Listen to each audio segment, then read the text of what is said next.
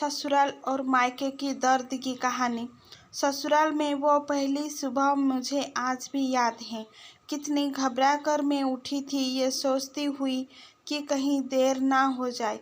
सब न जाने मेरे बारे में क्या सोचेंगे।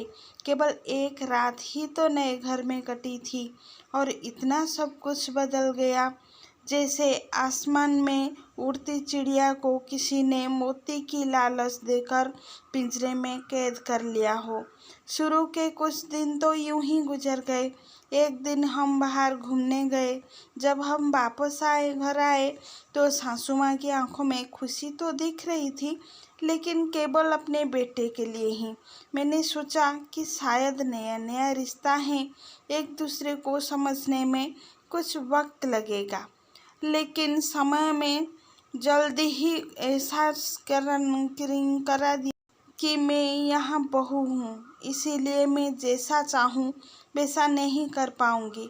कुछ कायदा और मर्यादा हैं जिसका मुझे पालन करना होगा, जैसे कि धीरे धीरे बात करना, धीरे से हंसना, सबके खाने के बाद मुझे खाना खाना। ये सब आदतें जैसे मुझे अपने आप में आ गई। माँ से भी बात कम होने लगी, जिसकी वजह से मुझे पीहर की याद आने लगी। ससुराल में पूछने पर कहा गया कि अभी नहीं, कुछ दिन के बाद जाना। जिस पति ने शादी के समय कहा था कि जो घर यहाँ से आपके बेटी तो पास में ही है, तो कभी भी आ जाया करेगी, उसके भी सुर बदल गए। अब मुझे धीरे धीरे यह समझ में आ गया था कि शादी कोई बच्चों का खेल नहीं है। इसमें केवल घर नहीं बदलता, पूरी जिंदगी बदल जाती है। पीहर नहीं जा सकती। अब मैं कभी भी उठकर अपने पीहर नहीं जा सकती। यहाँ तक कि पीहर वालों को भी मुझसे मिलने के लिए पूछ कर आना पड़ता है। पीहर में जोर जोर का हंसना, कभी भी कहीं भी चला जाना, रसोई में कुछ भी उठाकर खा लेना, जो अपनी मर्जी का करना, ये सब यादें बनकर रह गई। अब मुझे समझ में आने लगा था कि क्यों विदाई के वक्त सभी लोग मुझे गले लगाकर रो रहे थे। असल में मुझसे दूर होने का एहसास उन्हें हो रहा था, लेकिन एक और बात थी जो उन्हें अंदर ही अंदर परेशान कर रहा था, जो कि अब जिस सच्चाई से मुझे इतने दिन दूर रखा गया है, वह सच्चाई मेरे सामने आने वाली थी।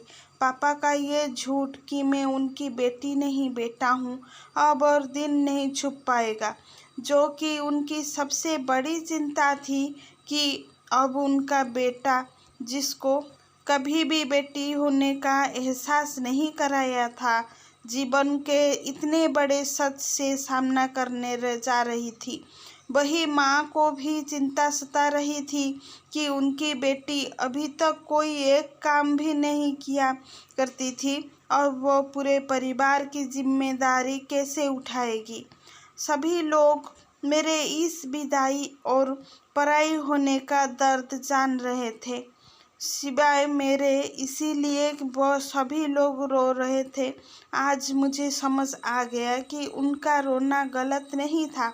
यह हमारे समाज का नियम ही है कि एक बार बेटी डोली में विदा हो गई तो वो उस घर के लिए केवल मेहमान ही बनकर रह जाती हैं।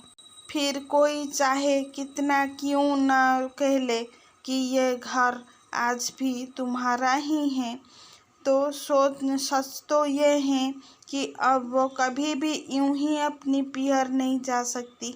चाहे कितना भी समस्या और परेशानी क्यों न आ जाए, मुझे ही हल करना है, हंसते हुए या गम छुपाते हुए। अगर आपको मेरी वीडियो अच्छी लगी तो please like, share and subscribe करना मत भूलिएगा। सब्सक्राइब ज़रूर कीजिएगा।